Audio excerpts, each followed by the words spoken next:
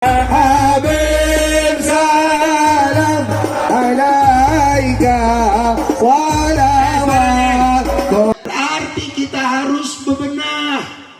Bagaimana kita supaya bisa mulai bebenah? Awalin dari masing-masing keluarga kita. Suami yang tegas, takut sama Allah. Suami sebagai seorang ayah, suami sebagai seorang bapak, jadilah suami, ayah, dan bapak yang hanya takut kepada Allah dan cinta kepada Rasulullah Sallallahu Alaihi.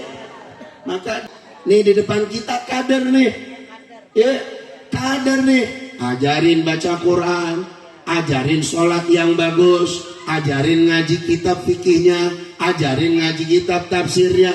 Saya titip yang masih pada punya anak pada kecil-kecil, bapak ibu, ini lempengan jantung kanannya bacain Alam Nasroh 7 kali tiap hari.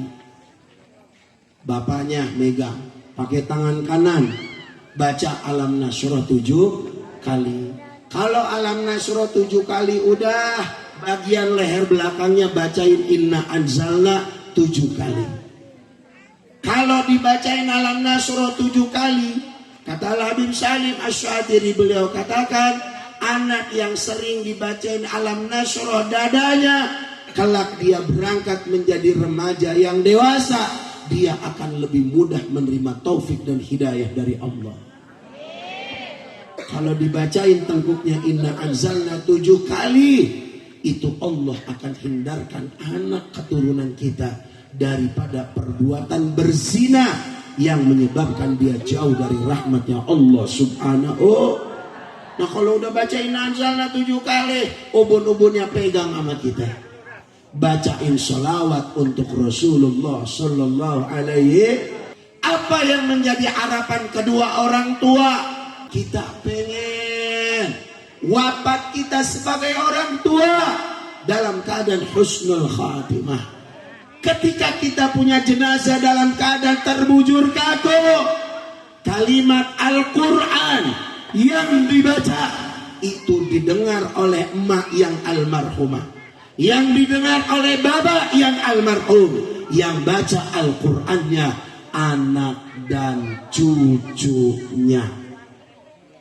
Insya Allah girang bapak, emak girang. Babanya meninggal, yang ngajiin anak cucunya, yang mandiin jenazah anak cucunya, yang nguburin jenazah anak cucunya, yang nalkinin jenazah anak cucunya.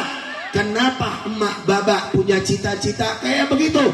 Di dalam Sahih Bukhari diceritakan oleh Abu Sayyid Muhammad bin Alawi bin Abbas Al-Maliki, Rasulullah bersabda, innal mayyita la yasma'u ghar'ani alihim. Jenazah yang udah terbujur kaku, dia dipendam udah rata sama tanah, itu yang udah pada nguburin kan pada pulang tuh, itu qur'ani alihim, suara depakan sendalnya kedengeran sama jenazah yang udah dikubur. Itu sampai pada hilang suara. Datanglah faja'anal malakanil muwakkalah, datanglah 2 malaikat Munkar dan Nakir. Apa di riwayat Imam Bukhari? Kata Imam Munkar, kata malaikat Munkar dan Nakir, ya fulan, ya fulana, ma taqulu fi hadzal rajul? Apa menurutmu? Ini ada laki-laki yang berdiri, ada sosok laki-laki yang mulia. Adakah kamu mengenal dengan laki-laki ini? Itu jenazah ditanya kayak begitu. Jenazah yang wadon ditanya kayak begitu. Jenazah yang lanang ditanya kayak begitu. Kalau dia beriman, wafatnya husnul khatimah, dia pasti menjawab, ushidu bi annahu Rasulullah wa Abdullah. Aku bersaksi, yang kau pertanyakan itu wahai Munkar dan Nakir adalah laki-laki yang sering diceritakan adalah hambanya Allah, adalah Rasul utusan Allah, Nabi kita Muhammad. lemes.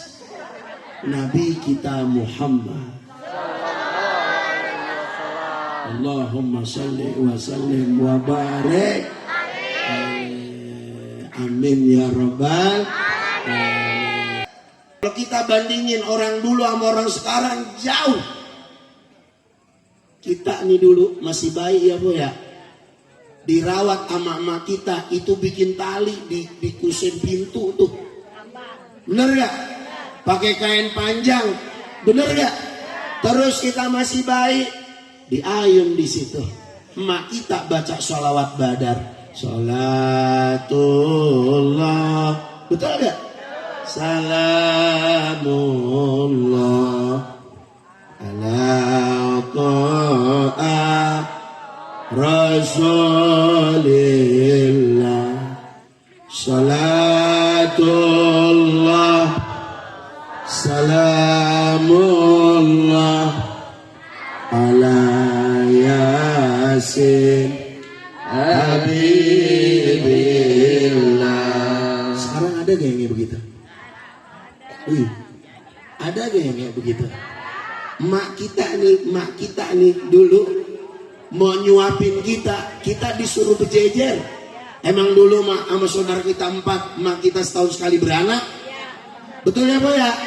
Beranak berempat, mak kita ngeduin sir asam di kokoh tuh.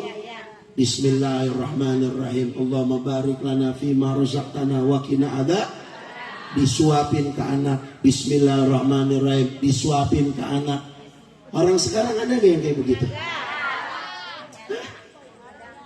Tuh Nabi di dalam kitab Al-Manhajus Sawi Syarah Usul Tariqah Sada Ali Ba'alawi Al-Habib Zain bin Ibrahim bin Sumit, ketika beliau mengutip kalamnya Al-Habib Ahmad bin Hasan Al-Attas Al-Arif Billah, salah satu warisan yang paling ngebekas yang dibawa oleh Nabi kita Muhammad sallallahu alaihi wasallam untuk ngebekas di tengah-tengah keluarga kita.